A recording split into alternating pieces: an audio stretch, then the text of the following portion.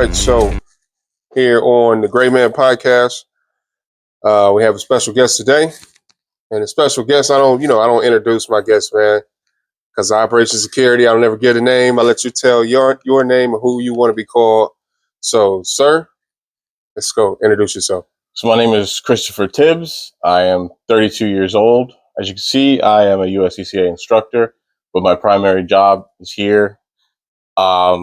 I've studied your podcast, though. Okay. And so the Great Man Podcast, you use your job as an opportunity to network very well. Okay. So I saw what you were doing. That was very great, and it kind of inspires me as an instructor as well.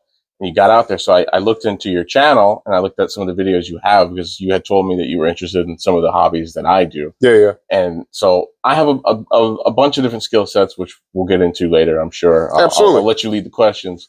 But so I saw that you're the titles of your videos. Okay. Unexpected Hero. Okay. This ambulance dispatch running into some heroic situation, and their traumatic stories. You have a psychologist on one of your, and she's dating, married. She's married to a police officer. To a police officer, and she talks about those stories. Yep. And I saw the Unexpected Hero one from the gentleman named Monty. Okay. From New York. 82nd Airborne. Yeah. And I saw the comments. I read the comments, because I like to lurk to the comment section. Yeah. And they're talking about. They're like, man, you're one of the trolls too. This dude is real. And they're like, I'm surprised that he's a cop. Yeah. And so I looked at that, and I'm like, man, what can I really bring to the table? Because I'm not a hero, but I do have some interesting stories that can maybe provide something to what you've brought me here for today. You're definitely a hero, man. You wouldn't be here if you wasn't. Definitely wouldn't be here if you. So let's go ahead and get into your story, man. Where are you from? I'm from Maryland. Okay. I've lived most of my life in Florida, though. Okay, that's what's up. What part of Maryland? Silver Spring. The DMV. Yeah. I know exactly where that is. So, all right. So you said you spent most of your life in Florida. Yeah. What part of Florida? Lakeland.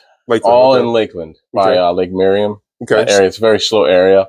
It's a slow area, and there's a lot of old people, unfortunately. It's all good. So, Central Florida. So, yeah. What was your upbringing like? So, and I know there's a lot of.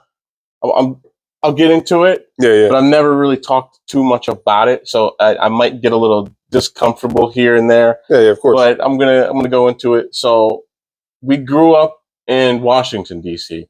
My parents were lucky enough to live basically on the same development, just right on the other side of the road from each other. Okay. And so I'm mixed. Okay. I'm essentially black and white. There's a lot of German in my family. There's a lot of Europe in my family. Well, welcome to America. And so on one side, it's interesting. Yeah. Because are you mixed or anything? I have a bunch of mixtures. I'm like black, white, and everything else. So you've told me your life story, which I'm surprised there's not an episode on that. Nah, it's never about me, man. Yours is crazy, and it's because some of the words you've told me about that belly when you had your first child. You said your girlfriand's belly just kept getting bigger and bigger. Getting bigger, bro. I'm looking at that right now with my fiance. And I'm no doubt. Congratulations. So thank you. Yeah. So on one side of the neighborhood was the quote unquote the white household, right? And then the other side of the neighborhood was the black household. Okay. And it's interesting because how each one came about is there's substantial differences. Mm-hmm. So on the black side of the upbringing, which might sound a little bit familiar to you, a lot of people, noise, it's the party house. There was a basement. That basement, as an adult, that basement would have been badass. They had a bar down there, games. They had some kind of steering wheel hooked up to play some studio or arcade game. Yeah. Upstairs, downstairs, everything was there, and it was the place to be. It was my grandmother's house, and that was my mom's side of the family. Okay. And so obviously my mom and all of her sisters would always be there. My mom had a very big family. Everyone was kind of together, like a brotherhood. Yeah. And then the other side of the family, which was the quote unquote the white side of the family, very quiet. No doubt. That was my dad's side of the family. So we would go there, and I'm a father's child. I was never a mama's boy. I love my mother, obviously, and it's Mother's Day. Yeah. I love her, but we just didn't resonate on the same page a lot. So my father, at the end of the day, we would go back to that grandmother's house because that was his mom. So that's where the resting point was for the day. And I would always just follow my dad wherever he went. My dad is a saint, by the way. Bless my mother, but my dad is he's a superman. Took out the trash, did the dishes. He cooks for my mother. He treats her like an absolute princess. He paid the bills. He carried the family. He's there no matter what my mom is screaming at him for. He never screams back. He does everything. Yeah. And there's 5 boys.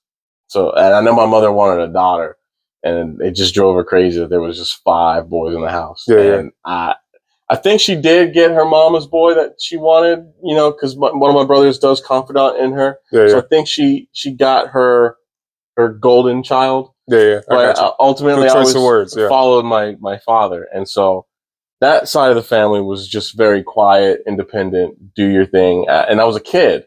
So, and we would always go up there on vacation or something like that. So I always had time to think and play my video games and just watch cartoons and just be me. Yeah, whereas on the other side of the family, it was just so much noise. It was kind of overwhelming for a kid growing up. And so I stuck to that side. And I think that really affected how I grew up because now, older in my adult life, I like a quiet household. Yeah, true. All the noise, I never got accustomed to all the noise and all the people. So I became a little antisocial. Currently with my fiance, she's very tight-knit family and culture and community. And then me, I kind of just want to do my thing. I'm kind of a one-on-one person. Me and my fiance, let's do our thing. Yeah. And then everybody else can come next. So it was crazy seeing the differences growing up in the 2 different kind of cultural households. Yeah. And what was funny growing up is we never really talked a whole lot about like what it meant to be mixed, white, or black. We never really talked about it. So growing up, and I lived in a rich white area in Lakeland. Yeah. So growing up, I never really looked at what it was to be a male. Yeah, of course. Growing up in high school. And everyone's trying to figure out their phases and whatever they're going through. And I remember in my school, it was always the gothic kids, rednecks. Then you had skater kids and stuff like that, or the preps, cool kids. Yeah. And I never really fit in. I never fit in anywhere. It was weird to me. And I didn't really fit in with the black culture either. And I never fit in anywhere. And so my best friend at the time was the quarterback of the football team. He was the most popular kid in school. And growing up, the cool kids it didn't work for me. So I ended up hanging out with the nerds. And I found my place there, but then it started getting real cringy.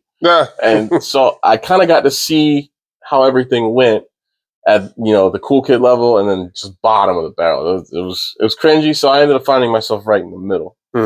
But I remember I dated a white girl, one of my exes, and I went to her. It was a Baptist church. I was the only black kid there.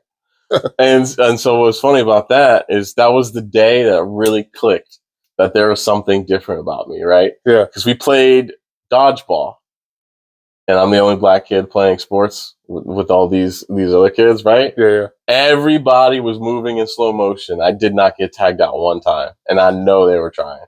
And I remember that day, I was just looking at my hands, and I was like, "Holy shit!" I was like, "This is a thing."